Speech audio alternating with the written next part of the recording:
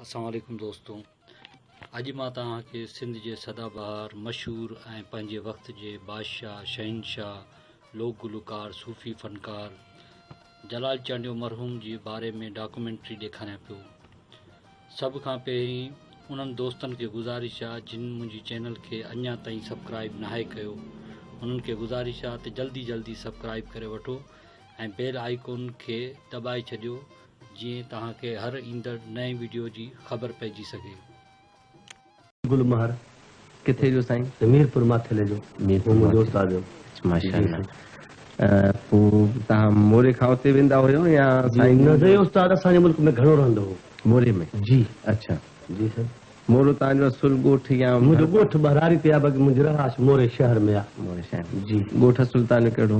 उते हाणे ॿिया त नाला रही हुअसि, बाक़ी हाणे जलाल। नाज़रीन, ही जलाल चांडे जो ॻोठ आहे, मशहूरु ॻोठ आहे जिते जलाल चांडे जनम वरितो। जलाल चांडियो हिकु अज़ीम फ़नकार हो, हिकु अज़ीम रागी हो, अज़ीम गुलूकार हो जेको मुल्का मुल्क मशहूरु हो। सिंध, बलूचिस्तान, पूरे पाकिस्तान में हिन जा चाहींदड़ हुआ। हर जॻह ते जिथे वेंदो त माण्हू हिन ते नोटनि जा नोट निछावर करे छॾंदा हुआ ऐं वॾी मोहबत ॾींदा हुआ। हिन जो राग वॾी दिलचस्पी सां शौक़ सां ॿुधंदा हुआ। ही जिथे वेंदो त माण्हू हिन खे दिलनि में जायूं ॾींदा हुआ। जलाल चांडियो दिलनि ते हुकुमरानी कंदो हो। सिंधियुनि जो जलाल चांडे में साह हो ऐं जलाल चांडे खे हर दावत में, हर काज में जलाल चांडे खे घुराईंदा हुआ। जलाल चांडियो 1944 में हाजी फैज़ मोहम्मद चांडियो जे घर में जनम वरितो। शुरू में संदसि पीउ हिन खे ॻाइण खां मना कंदो ऐं कावड़बो त बाबा ॻा न, सुठी शइ न आहे। पोइ हिकिड़े ॾींहुं ही नौशर फिरोज़ में माण्हुनि हिन जो गाना ॿुधिया त हिन जे पीउ खे ॿुधायूं त बाबा तुंहिंजो पुटु ॻाए थो। पोइ ख़ैरपुर नाथन शाह जे मेले में जॾहिं ही ॻाइण लाइ वियो त हिन जो पीउ रस्ते में गस ते वेठो हो ऐं जेके वापसी में माण्हू अचनि पिया उन्हनि खां पुछे पियो त बाबा तव्हां जलाल खे ॾिठो छा?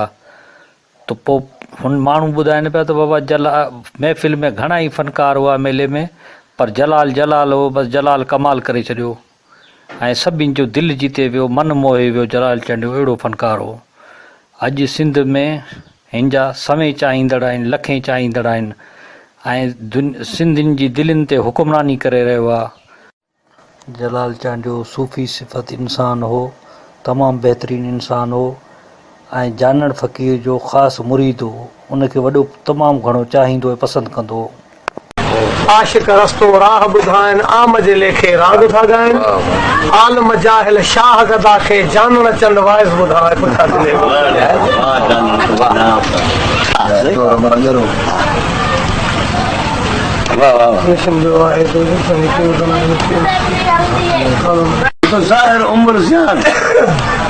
ज़ाहिर उम्र जान अंदर आईनो अज़कुरूनी अज़कुरकुम सफ़ा कयो सीनो पंहिंजो लधो पार में रावल रंगीनो जानण चन चए कीनो कढी छॾियो कोट मां।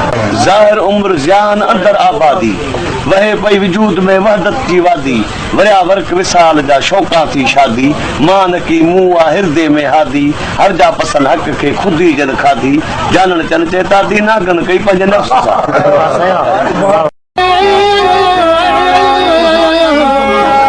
फोटो लॻिया पिया आहिनि।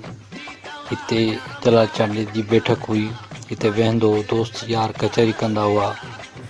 हीउ जलाल चांडे जो वाड़ो आहे महन जो। नाज़रीन, हाणे अचो त जलाल चांडे जी आख़िरी आरामगाह ॾेखारियूं। हीउ जलाल चांडे जी आख़िरी आरामगाह आहे, हिते हिन जी क़बर आहे। जलाल चांडियो हिकु महान कवि हो ऐं हिकु बहितरीनु इंसान बि हो। यारनि जो यार हो, ग़रीबनि सां तमामु सुठो सलूक कंदो हो, ॻोठ वारनि सां सभु तमामु बहितरीनु तालुकात हुआ। दोस्तनि यारनि जो वॾो ख़िदमत गुज़ार हो।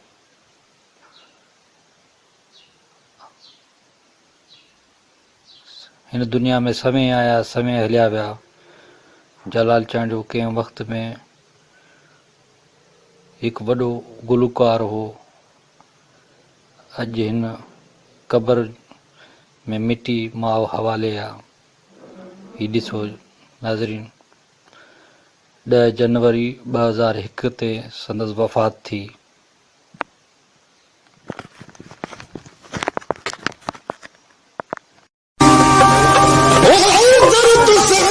दिल पर साई मैं रो रो दम जैसा बस मर वैसा